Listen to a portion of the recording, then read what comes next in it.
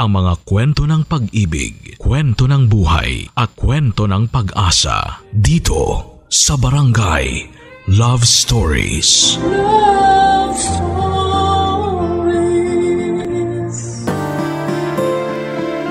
May mga tao na dumarating sa buhay natin ang hindi inaasahan. At kapag nagsisimulang bumuti sa atin ang kapalaran, tanggapin natin ito ng mainam at maluwag sa ating puso. Ikaw kabarangay, minsan ka na bang nagkamali at nagsisi? Dear Papa Dudut, ang second chance binibigay lamang sa mga taong deserving.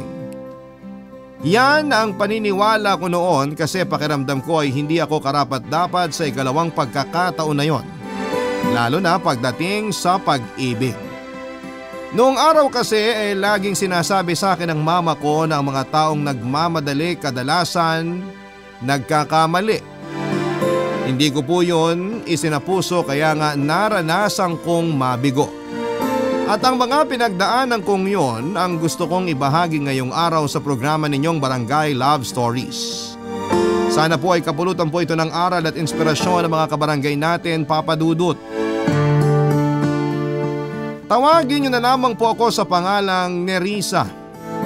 35 years old at meron po akong small business online. Bali gumagawa po ako ng personalized styro lettering and backdrop na ginagamit sa mga birthday party, binyag at ano pamang mga okasyon, Papa Dudut. Nakatira po ako at ang kamag-anak ko sa bahay ng mama ko dito sa Pasig. Pero sa susunod na buwan ay nakatakda na kaming lumipat sa Pampanga. Magkahalong excitement at kaba po ang nararamdaman ko pero mas nanaig po yung pananabik. Dahil alam ko sa sarili ko na deserve namin ng anak ko ang sinasabi kong second chance na ito. Pero bago ko po i-reveal kung ano yon, ay gusto ko po munang ikwento na minsan sa buhay ko ay naging pasaway ako. Nagkaroon po ako ng mga maling desisyon na malaki ang naging epekto sa kapalaran ko. Isa na nga po doon ay noong unang beses akong na-in-love. Nasa first year college pa lamang ako nang maging kami ni Amber. Kaklase ko siya sa kurso kong Mass Communication at minsang nasabayan sa pila sa registrar noong enrollment. Guwapo po si Amber, moreno, matangkad at miyembro ng varsity team sa campus namin. Pero meron siyang kabuntot na alias at reputasyon. At yon ay ang pagiging babaero niya. Nahuli ko na pong nalaman. Masyado kasi akong nadala sa matamis niyang salita noong niligawan niya ako. Palibasa ay NBSB ako, Papa Dudut, pero mahal ko si Amber. At handa akong gawin ang lahat mapatunayan lang ang pag-ibig na yon sa kanya.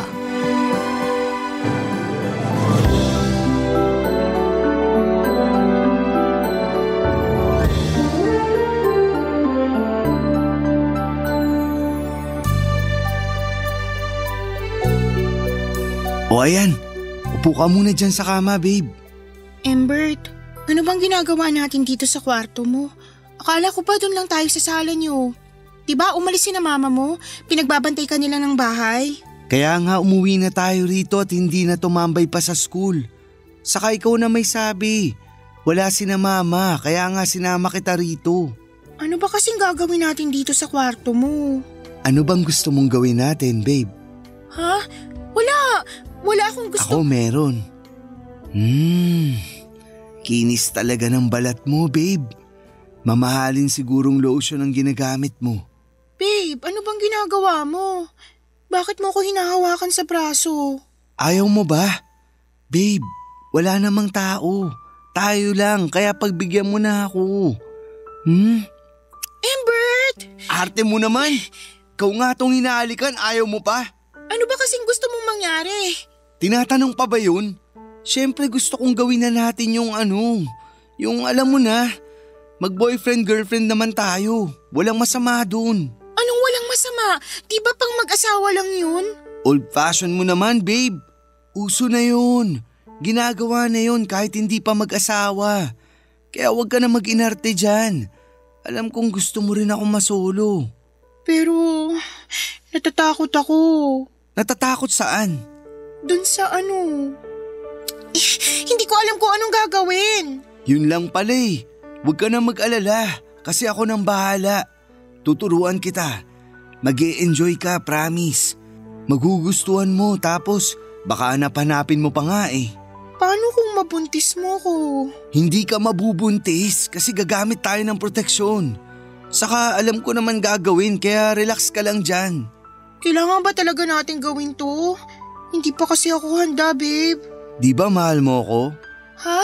Oo, mahal na mahal kita. Bakit mo ba tinatanong yan? Yun naman pala. Ano pa bang problema mo? Sige ka, pag hindi mo ako pinagbigyan, iiwanan kita. Babe naman, wag. Nag-overthink lang ako. Huwag ka na kasi mag-overthink. Dami mo pa kasing sinasabi dyan na kaysa natatakot ka, hindi ka pa handa o ano. Kung mahal mo ako, ibibigay mo sa akin sarili mo, babe. Diba? Sinabi ko sa'yo na relax ka lang. Ako nang bahala. Hindi mo kailangang matakot kasi kasama mo naman ako. Mahal kita, alam mo yan. At hindi ko hahayaang may mangyaring masama sa'yo. Ayos ba yun? Hindi ka ba naniniwala sa akin? Naniniwala ako sa'yo. Yun naman pala eh. May tiwala ka rin ba sa akin, babe? Meron. Ayos naman pala lahat. Kumalma ka lang kasi. May enjoy mo rin yung gagawin natin. Basta gagawin mo lang. Huwag mong pigilan sarili mo. Kasi wala naman makakarinig sa'yo rito. Dahil tayo lang tao sa bahay. Pero nahihiya ako eh. Kanino? Sa akin? Oo. Bakit ka naman mahihiya sa akin? Boyfriend mo ako. Oo nga, pero… Ayan ka na naman. Nag-overthink ka na naman. Halika na nga rito sa tabi ko. Bakit ba kasi ang layo-layo mo? Dali, lumapit ka sa akin. Babe. Ayan, lapit ka sa akin. Ganyan nga. Huwag ka na mag-alala. Enjoyin mo na lang.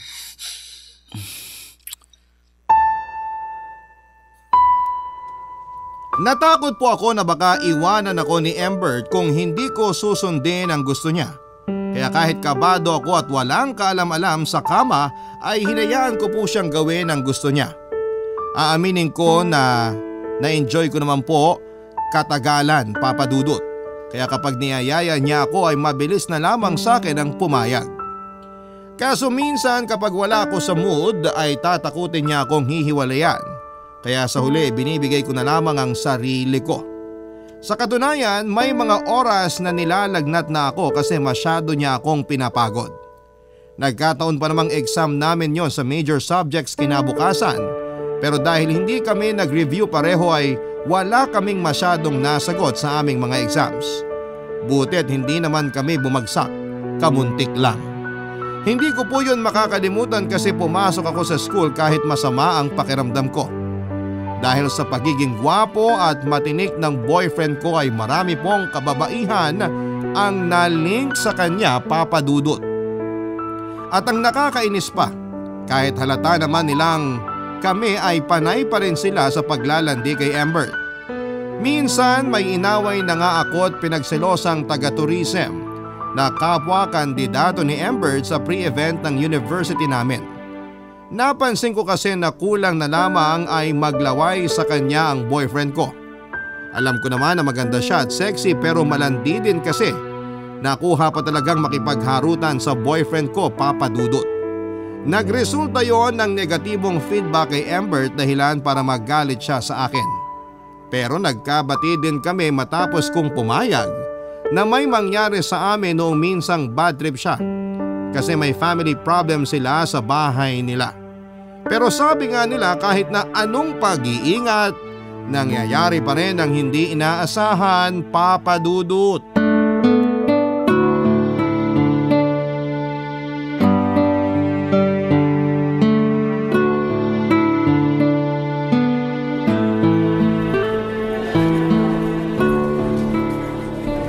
Aalis na ako. Embert, sandali! Huwag ka nga munang umalis, kinakausap pa kita. Ano ba kasing sasabihin mo? 10 minuto na ako sa harapan mo, hindi ka naman umiimik. May gala pa kami ng tropa ko. Girlfriend mo ko, mas uunahin mo pang sumama sa mga tropa mong yon? Oo, kasi naaalibadbaran ako sa pagiging clingy mo. Wow, ako pa palang clingy ah. Sa ating dalawa, ikaw tong mahilig. O bakit? Nagrereklamo ka? Gustong gusto mo nga. Lakas nga ng sigaw at... Tumahimik ka nga. Mamaya may makarinig sa'yo. Ano pang isipin dyan? Paki ko sa iisipin nila. Oh, ano ba kasing sasabihin mo? Sabihin mo na kasi, kung hindi lalayasan na talaga kita. Ano kasi, babe? Oh, bakit ganyan mukha mo? Ano ba kasi yun? Buntis ako. Ha? Anong sabi mo? Buntis ako. Buntis ako sa baby natin, babe. Hindi ako naniniwala sa'yo. Hindi naman April ngayon, kaya wag mo ako maprank-prank dyan. Hindi nakakatuwa. Anong prank? Hindi kita pinaprank. Baliw ka ba? Ikaw ang baliw. Kasi sinasabi mong buntis ka kahit hindi. Anong kahit hindi? Ginawa mo pa akong sinungaling, siraulo ka. Delayed ako. Ilang araw na kaya kinabahan na ako. Tapos nag-decide akong bumili ng pregnancy test kit. Inulit mo ba? Baka mamaya mali lang yung result. Oo, inulit ko ng 3 beses tapos... Nasaan na ba yun? Ito. O ayan, parehong-pareho, 2 linya. Ibig sabihin yan, positive. Buntis ako sa baby natin, babe. Hindi totoo yan. Ilayo mo nga sa akin yan. Hindi ako naniniwala dyan. Paano ka hindi maniniwala? Yan na nga sa harap mo yung ebidensya. Ilang beses may nangyari sa atin, diba? Sabi mo mag-iingat ka, pero anong ginawa mo? Pinuntis mo pa rin ako. Nag-ingat naman ako. Di ko nakasalanan na may nakalusot pala. Ay, lintik naman talaga oh. Oh, anong iniiyak-iyak mo dyan? Babe, natatakot ako. Hindi pa ako handa magka-baby. Kahit anak natin to. Akala mo ikaw lang yung natatakot? Ako rin naman. Saka ayoko pang maging tatay. Lagot ako sa airpods ko. Baka palayasin ako nun sa bahay namin. Kung makapagsalita ka, parang hindi mo dugot laman ng batang dinadala ko. Oh, bakit? Kasasabi mo lang din hindi ka pa handang magka-baby. Tapos ako walang karapatang magsabi ng nararamdaman ko? Oo, pero ganyan ka ba talaga? Alam mo, ewan ko sa'yo. Basta, ayoko sa batang yan, tapos. Ha? Hindi naman pwedeng ayawan mo agad yung baby natin. Sige, sabihin mo anong gagawin ko rito. Sa lagay, ako na lang bahala. 2 tayong gumawa nito. Ewan ko, hindi ko alam. Alamin mo, huwag ka mang iwan sa ere. Manahimik ka nga muna. Nag-iisip ako. Huwag kang umiyak. Mamaya ano pang isipin ng mga tao dyan? Natatakot kasi ako eh. For sure, lagot ako sa mama ko. Tapos kung ano-ano pang sasabihin sa akin at tiyahin ko pag nalaman nilang buntis ako nag-aaral pa tayo. Di palaglag mo yung baby. Ano sinabi mo? Ayoko nga, masama yun. Mas masama kung bubuhayin mo yung anak natin hindi pa nga tayo handa. Baka hindi rin natin siya mabigyan ng maganda at maayos na kinabukasan. Pero hindi ka ba kinikilabutan sa mga sinasabi mo? May buhay ng baby natin. Dugo pa lang yan, wala pa yung isip. O kung meron man, hindi naman niya maiintindihan yung nangyayari. Kaya kung ako sa'yo, alisin mo na yan sa katawan mo ngayon din. Ay, huwag kang matakot kasi kasama mo naman ako. Basta gawin mo lang yung sinasabi ko. Kasi mahal mo ako, di ba babe? Oo, mahal na mahal kita, babe.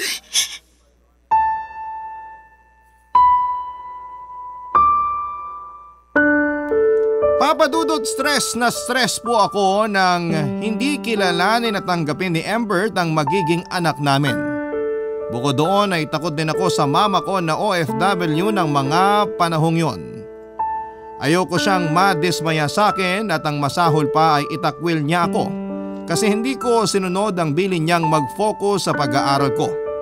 Yun kasi ang rason kung bakit siya nagpapakahirap sa ibang bansa para magtrabaho, Papa Dudut. Wala na kasi kaming tatay ng babae siya, kaya si mama na lang ang magulang namin. Meron po akong isang kapatid na lalaki at nakatira kami sa tiyahin namin na walang asawa. Pero may isang anak na babae na kaedad ko rin that time. Pero hindi kami magkasundo. May pagka-intermedita ka rin kasi ang tita ko at kulang na lamang ay isumbat sa amin ng kapatid ko yung pagtira namin sa bahay nila, kaya naman hindi kami close. Kaya nga malaki ang pinagbago ng buhay ko nang makilala ko si Embert kasi naranasan kong magkaroon ng pamilya at mga kaibigan. Pero dahil sa mga masasakit niyang sinabi ay nasaktan po ako ng husto. Kaya lang mas natakot po ako nang sabihin niya sa akin na iiwan niya ako. Kaya naman sinunod ko ang gusto niya. Oo, Papa Dudut. Pinalaglag ko ang baby namin at nagpatuloy sa pag-aaral namin. Pero noong nasa 3rd year na kami ay muli niya akong nabuntis. Hindi na po ako pumayag na ipalaglag ang magiging anak namin kasi kinain ako ng matinding konsensya. Nalaman na rin po ng pamilya namin ang nangyari kaya pinilit nila kaming tumira sa isang bubong at magsama bilang pamilya. Kinailangan ko pong magsakripisyo at huminto sa pag-aaral kasi masela ng pagbubuntis ko, Papa Dudut. Noong mga anak ako ay nawala na ako ng ganang bumalik sa eskwelahan. Hindi na rin naman nakatapos si Embert kasi mas pinili na lamang niyang mamasukan sa call center para may panggastos kami at pangkain sa araw-araw. Pero ang hirap, Papa Dudut. Kasi naranasan kong magka-postpartum habang nag-aalaga ng baby namin. Tapos si Embert ay nandoon sa mga katrabaho niya at madalas na nakikipag-inuman at walwalan. Barangay Love Stories. Barangay Love Stories. Nag-live-in po kami ni Embert at nagrenta ng apartment, Papa Dudut. Pareho pong hindi mayaman ang pamilya namin pero laking pasalamat ko na lamang kasi inalalayan nila kami para makapagsimula. Tulad ng inaasahan ko ay disappointed sa akin si Mama pero mas maraming nasabi na masakit na salita ang tiyahin ko. Nagkasagutan pa nga kami kasi akala mo ay kung sino siya samantalang hindi naman niya ako iniluwal. Ayoko na rin pong tumira sa bahay niya kaya naman porsigido talaga akong makabukod kami ni Embert. Kasi baka malaglag ang baby sa tiyan ko dahil sa stress, Papa Dudut. Pero hindi po naging madali ang lahat. Lalo na noong nagbuntis ako at dumoble ang hirap ng mga anak nako. Wala kasing umaalalay sa akin o gumagabay man lamang, Papa Dudut. Nag-uusap naman kami ni Mama sa call pero dahil busy rin siya sa trabaho niya ay minsanan lang po yun. Tapos ay pumapasok pa si Embert kaya madalas akong walang kasama sa inuupahan namin. Kahit na pagod at puyat ako ay kailangan kong kumilos kasi may anak na ako. Bukod doon ay pinagsisilbihan ko rin po si Embert. Inaasikaso ang pagkain namin, nilalabhan ang mga damit namin at naglilinis ng bahay. Ayaw po ni Embert ng marumi at madalas niya akong pinapagalitan kapag may hugasin sa lababo o alikabok sa paligid. Minsan pakiramdam ko, hindi niya ako live-in partner o nanay ng anak niya. Kasi kung pagsalitaan at tratuhin niya ako ay parang kasambahay. Pero hindi naman niya ako pinapasahod. Doon na po ako nagkaroon ng depresyon pero nilabanan ko yon ng mag-isa, Papa Dudut. Hindi kasi nakikinig si Embert pag nagsasabi ako tapos madalas pa siyang busy sa trabaho niya.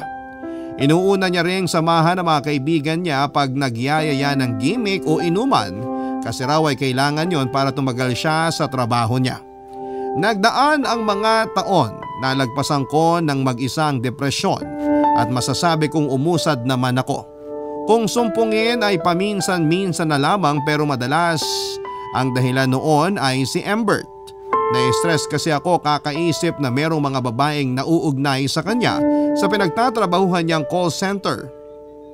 At parang proud pa siya na pinipilahan kuno siya ng mga kababaihan kasi gwapo raw siya kahit pamilyado na.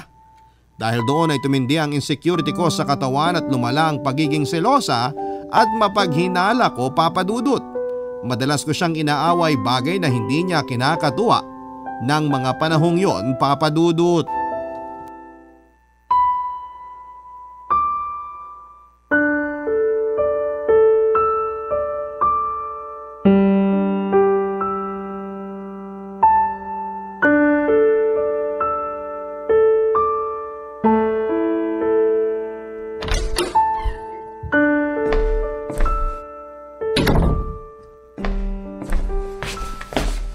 Nandito na ako! Buti naman naisipan mo pang umuwing damukol ka. Teka, lasing ka ba? Hindi ah. Sino may sabi sa'yo? Hindi ako lasing. Kagabi pa yun. Hangover na lang ngayon. Uminom ka na naman? Konti lang naman, babe. Mga ganito oh. Kita mo yan? Konti lang. Hindi ako naniniwala sa'yo, sinungaling ka. Anong sabi mo? Saka bakit ka ba sumisigaw? Natutulilig ako sa'yong babae ka. Matutulilig ka talaga para pumasok dyan sa kokote mo na ilang beses na tayo nag-usap na huwag ka nang iinom. Lagi ka nalang naglalasing ah. Lagi ka nalang gumagastos sa alak, Embert. Pera ko naman yun ah. Hindi mo naman pera yun kaya bakit ganyan ka kung makapagsalita? Saka oo nga, nag-uusap na tayo. Pero anong magagawa ko?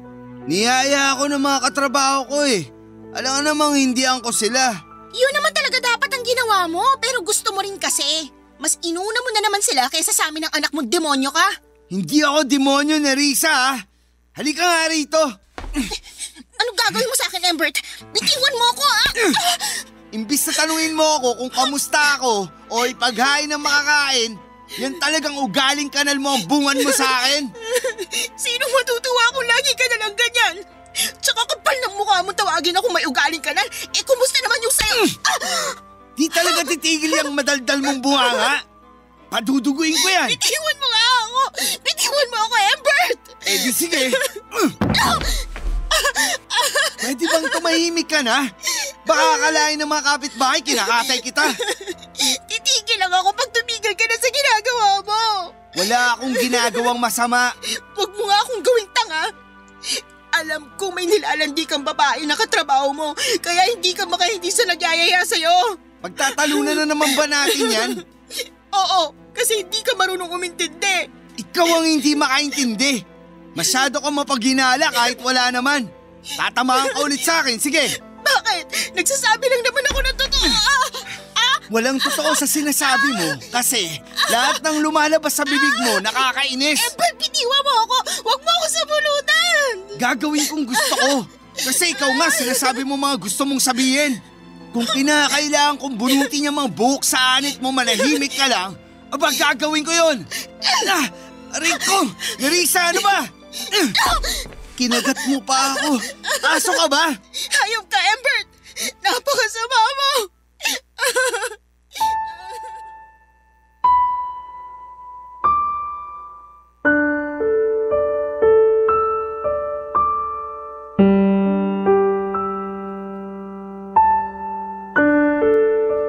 Papadudot, yun po ang unang beses na nasaktan ako ni Embert.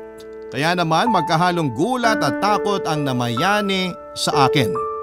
Pero hindi po yun ang huli dahil nasundan pa ng nasundan. Hindi na lamang suntok o sampal ang natatamo ko sa kanya, may kasama na ring tadyak at untog sa pader. Sinikmuraan na rin niya ako dahilan para sumuka ako. Kasi lasing siya noon at mainit ang ulo sa isang bagay na hindi ko na maalala. Kontodo rin siya nang sabi ng mga masasakit na salita sa akin na para bang hindi niya ako kinakasama. Nawala na po yung respeto niya sa akin bilang isang babae at nanay ng anak niya. Bukod doon ay pinagbantaan niya pa akong pipilayan sa oras na magsumbong ako kanino man, lalong lalo na sa mama ko. Kaya nga naging tikom ang bibig ko sa tuwing nagkakausap kami ng nanay ko sa video call. Ang sakit-sakit sa dibdib dahil hindi ko maisumbong sa kanya ang mga pinaggagawa ni Embert. Lumala rin po ang adiksyon niya sa pag-inom ng alak, papadudot. Halos sa linggo-linggo na lamang nilang gimmick na mga katrabaho niya na pupunta ang sweldo niya. Hindi niya rin pala ako pinagahawak ng pera simulang nagsama kami kasi wala raw siyang tiwala sa akin. Kaya nga wala akong sariling pera at ultimo pambili ng maayos na damit ay hindi ko kaya. Hindi rin naman siya yung tipo ng lalaki na pala regalo sa akin. Kumbagay ayos na meron kaming kinakain ng anak niya. Doon ako nagsimulang mag-business ng styro lettering na unang tinuro sa akin ng kapitbahay namin. Pero dahil wala pa akong sariling gamit ay kinatulong na lamang muna niya ako at binibigyan na lamang ng komisyon. Kaya ang laki din ang tampo ko kay Ember dahil hindi man lang niya ako maregaluhan kahit lipstick noong birthday ko. Ni binate ay wala. Tapos sinasaktan niya pa ako. Ilang buwan ko pong tiniis ang pagmamaltrato niya bago ako nagising sa katotohanang mapapatay niya ako at posible niya ring saktan ang anak namin kung patuloy pa akong makikisama sa kanya, Papa Dudut.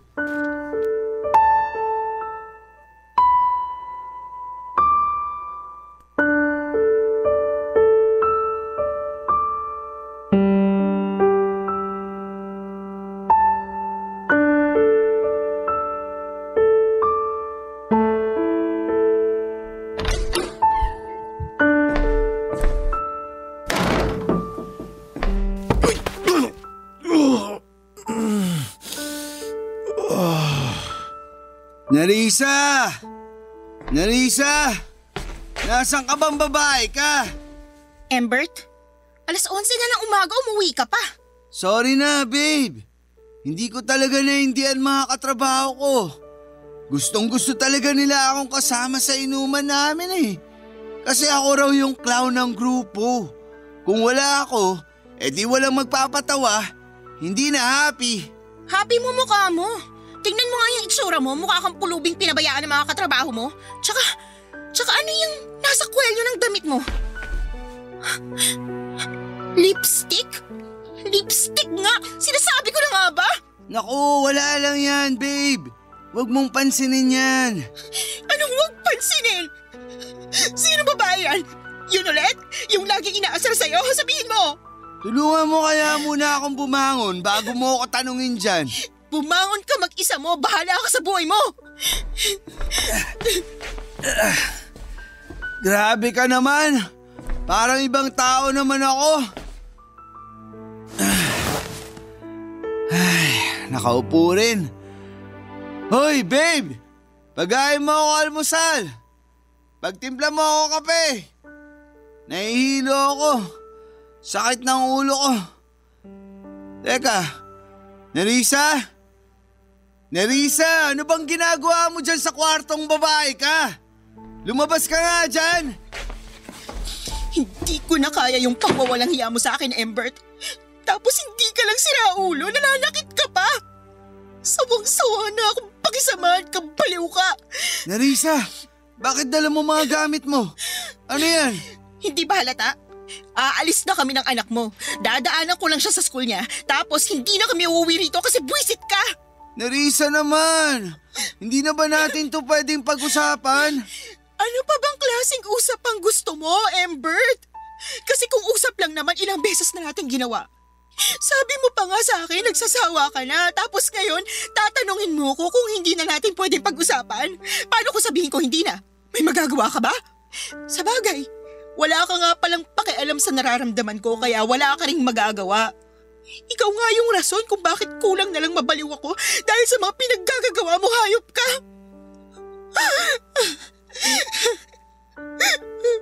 Napakasama mo, Embert. Hindi ka na nga mabuting ka-live-in partner sa akin at tatay sa anak mo.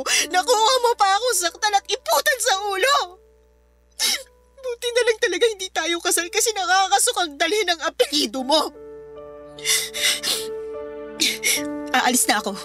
Aalis na kami ng anak mo. Huwag mo na rin kaming piliting bumalik sa'yo kasi ubos na ako. Nerissa, please! Huwag mo naman gawin sa akin to! Babe! Huwag mo akong iwanan! Bitiwan mo ako. Magbabago ako! Para sa'yo! Para sa anak natin! Siraan na lang tuktok ko kung maniniwala pa ako sa'yo. Diyan ka nang ungas ka!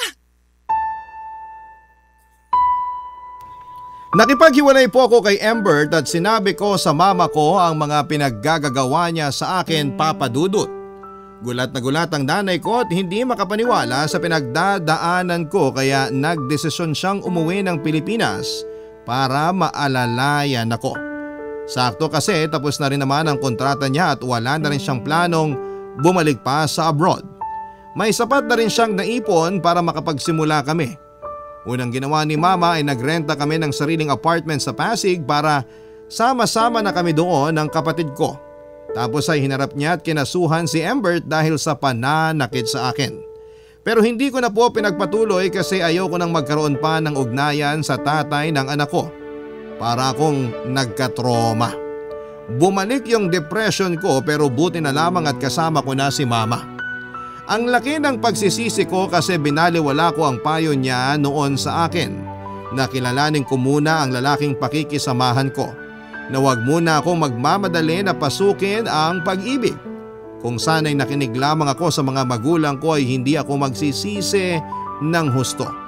Kaya nga kahit mahirap maging single parent ay lumaban po ako, Papa Dudut. Pinilit kong maging okay kahit paunti-unti at sinimulan ko yon sa paggising sa umaga na nagpapasalamat kasi nagkaroon ako ng panibagong tsansa na ayusin ang buhay ko alang-alang sa aking anak. Siya po ang naging inspirasyon ko, Papa Dudut. Ang dahilan kung bakit ako nagpapatuloy sa kabila ng mga luha at pighati na naranasan ko ng panahong yon, Papa Dudut. Barangay Love Stories. Barangay Love Stories. Tinulungan po ako ni Mama na makabili ng mga gamit para makapagsimula ako sa styro lettering business ko online, Papa Dudut. Pero ako lang po ang nag-handle noon dahil may sariling negosyo ang mama ko. Bale nagtitinda po siya ng mga damit sa Tiangge sa Taytay kaya ako at ang anak ko lamang ang nasa inuupahan namin pag nasa eskwelahan ang kapatid kong lalaki. Masasabi ko na payapa na pero hindi madali ang pagiging single parent dahil lumalaki na ang anak ko kasabay noon ang pangangailangan niya. Buti na lamang at supportive si mama sa akin at hindi ako sinusumbatan. Sakaling sumasala ako sa pag-aambag sa bahay kasi hindi pa rin naman gaanong kalakas ang small business ko, Papa Dudut. Tapos ay sakto lamang yung sustento ni Embert sa anak namin. Minsan ay kulang pa kesyo meron na raw siyang bagong pamilya na sinusuportahan. Aaminin ko na ikinasama ng loob ko na nakahanap kaagad siya ng bagong babae para anakan. Pero kung tatanungin niyo ako ay ayaw ko na rin namang magkabalikan pa kami. Kung hindi nga lang niya responsibilidad ang pagsusustento sa anak namin, ay ayaw ko na siyang kausapin kahit na kailan, Papa Dudut. Hiyang-hiya po ako sa mama ko kasi sa edad kong yon ay kargo niya pa rin ako, pati na ang anak ko. May isang beses na nag-grocery kami ng anak ko tapos may gusto siyang gummy bear. Kaso'y sakto na lamang ang pangbayad kong pera. Kaya umiyak po siya dahilan para pagtinginan kami ng mga tao sa grocery store. Kulang na lang ay matunaw ako sa labis na kahihiyan dahil sa pagmamaktol ng anak ko pero wala naman akong nagawa kasi hindi na sapat ang pera namin. Doon na po may isang mabuting estrangherong lalaki na kasunod namin sa pila ang nagsabi sa kahera na siya na raw ang bibili ng gummy bear para sa anak ko. Siyempre tinanggihan ko po yon, Papa Dudut, dahil hindi ako sanay na nanghihingi. Pero mabait po ang naturang lalaki at kita ko yon sa ekspresyon ng kanyang mukha, kaya naman sa huli hinayaan ko na po siyang bayaran ng gummy bear na gusto ng anak ko.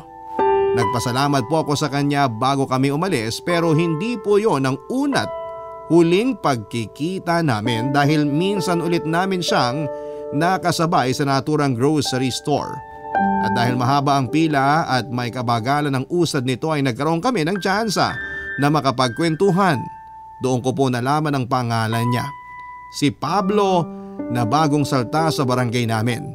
Matapos malipat ng destino sa trabaho mula sa Pampanga, Papa Dudut.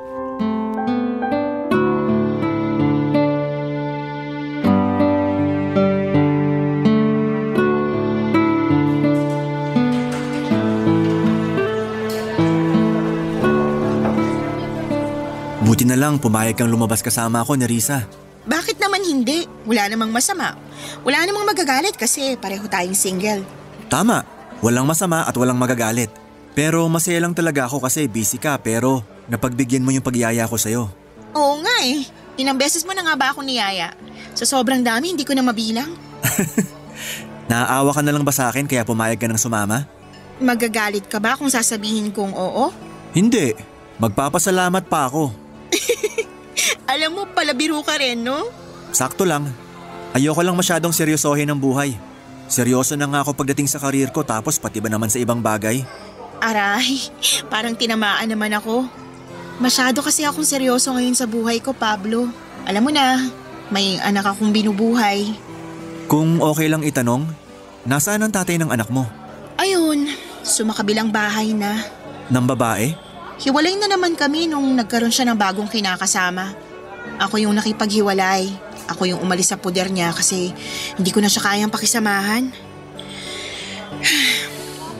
Nananakit siya, Pablo eh. Tapos nang bababae rin kahit kami pa. Kaya nga hindi na ako nagulat nung nakahanap siya agad ng iba pagkatapos namin siyang layasan ng anak niya. Hindi pala madali ang pinagdaanan mo. Naiintindihan ko na kung bakit seryoso ka sa buhay. Kailangan kasi may anak na ako eh. Yung sustento naman sa kanya ng tatay niya sakto lang. Minsan nga kulang pa. Lumalaki na ang anak namin kaya sabi ko sa sarili ko, igagapang ko pag-aaral niya. Ayoko siyang matulad sa akin na hindi nakapagtapos ng pag-aaral dahil maagang nabuntis. At mas pinili ko makisama sa tatay niya. Meron ka na bang pinagsisihan sa buhay mo? Meron din naman. Lahat naman siguro tayo meron. Ako kasi malaki yung regret ko dahil hindi ako nakinig nun sa mama ko. Binaliwala ko yung payo niya na mag-aral muna ako bago pumasok sa pag-aasawa. Mas inuna ko kasi yung puso ko, kaya nabulag ako. Nagmahal ka lang naman, hindi mali yun. Hindi nga, pero yung mga desisyon sa pagmamahal na yun yung mali. Baka kapag nalaman mo, husgahan mo ko tapos sabihin mo na masamang babae ako. Sino ako para gawin yun? Hindi rin naman ako perpekto. Sa bagay, pero yung akin kasi, gabi-gabi kong pinagsisisihan. Kung pwede ko lang ibalik yung nakaraan, sana hindi ko na ginawa. Iniisip ko nga, baka karma tong nangyari na sinumpa yung pagsasama namin ng tatay ng anak ko kasi nagawa namin yung bagay na yun. Nagsisisi na ako. Kung ano man yung bagay na yon, mahalaga pinagsisihan mo na. At pilit na tinutuwid yung buhay mo sa ngayon. Ay, hindi ko alam ang tamang sasabihin pero kung kailangan mo ng kaibigan na handang makinig, nandito lang ako ni Risa. Salamat, Pablo. Dami ko ng utang sa'yo. Una na dun yung pagbabayad mo sa gummy bear ng anak ko. Yun ba? Wala yun. Kung alam mo lang na grabe yung hiya ko. Huwag mo nang isipin yon. Maliit na bagay lang yon. Hindi maliit na bagay yun ah. Babayaran ko na. Huwag na, magkano lang naman yun. Pablo naman, pera mo pa rin yun. Oo nga, pero isipin mo na lang na pamasko ko na lang yun sa anak mo. Kulit mo rin pala. Alam mo yan, ilang beses kitang kinulit para lang pumayag ka lumabas kasama ako. Oo nga, pero hindi naman ako napipilitan. Bukal sa loob ko na lumabas kasama ka. Mabait si Pablo, gwapo at manumanay magsalita. Gustong gusto siya ng anak ko at kitang-kita ko na mapagmahal siya sa mga bata. Nagtatrabaho bilang executive assistant si Pablo sa isang private company sa Pasig. Pero dati raw ay nasa Pampanga siya naka-assign. Ilang linggo pa lang siya sa lugar namin kaya aminado siya na wala pa siyang kakilala o kaibigan. Kaya nga masaya siya kasi pumayag ako noong lumabas kasama siya nang huling beses kaming magkausap sa pila sa kahera doon sa grocery store kung saan din kami unang nagkita. Sa isip ko ay wala namang masama since pareho kaming single at masasabi ko doon na doon ko na nga po mas nakilala si Pablo Papadudut. Naging masaya din ako sa kwentuhan namin ng araw na yon. Ewan pero ang gaan ng loob kong kasama siya. Hinatid pa nga niya ako sa inuupahan namin kaya pinatuloy ko siya sa bahay para makita ang anak ko. Pinakilala ko rin siya kay mama at sa kapatid ko bilang kaibigan. Pag-alis ni Pablo ay tinanong ako ni mama kung magkaibigan lang ba talaga kami. Natawa ako at sinabing oo kasi yun naman talaga ang relasyon naming dalawa. Papadudot na sundan pa nga po ng ilang pang paglabas ang unang date namin ni Pablo sa loob ng 3 buwan naming pagkakakilala. Kung hindi kami lumalabas kasi busy ako sa business ko at pag-aalaga sa anak ko ay siya ang pumupunta sa inuupahan namin para makipag-bonding sa anak ko. Tinutulungan din niya ako sa business ko kahit na nga wala talaga siyang ideya doon, Papadudot. Nakikita ko naman na masaya siya habang natututo kaya naman masayang masaya ko. Pero hindi ko po alam kung ano ang intensyon sa akin ni Pablo. Ayoko pong mag-assume na baka may something yung mga bagay na ginagawa niya. Hindi ko rin po alam kung handa na akong makinig kung sakaling sabihin niya, Papa Dudut.